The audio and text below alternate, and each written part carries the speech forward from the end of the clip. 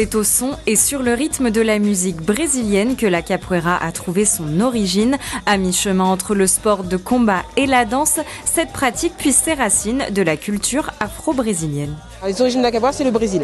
Voilà. Et à l'époque, le Brésil, c'est au niveau de l'esclavage. Pour déguiser qu'ils apprenaient à se battre. En fait, ils faisaient comme s'ils dansaient, ils faisaient illusion en levant la jambe, un petit peu comme si... Donc les esclavagistes pensaient qu'ils dansaient, et en fait, ils apprenaient à se battre. Et c'est comme ça qu'est née la capoeira. Pratiquée partout dans le monde, la capoeira a commencé à se développer dans les Yvelines il y a une vingtaine d'années. Maître Touché est arrivé en France et a voulu développer l'art de la capoeira parce qu'il a vu qu'il n'y en avait pas ici.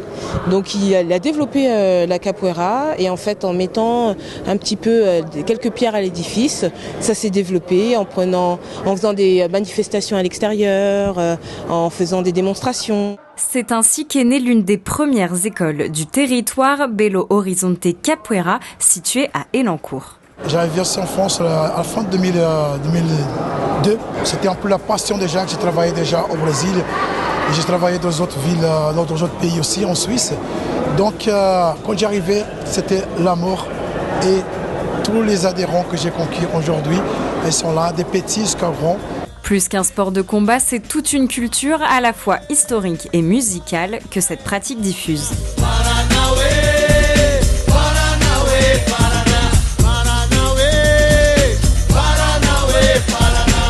Ultime consécration pour les capoeiristes, le passage de corde, un moment symbolique qui récompense l'investissement des sportifs. Les grades, ça représente l'évolution du capoeiriste dans son parcours. Depuis quelques années, les écoles de capoeira fleurissent dans les Yvelines, de quoi promettre encore un bel avenir à cette discipline vieille de plusieurs siècles.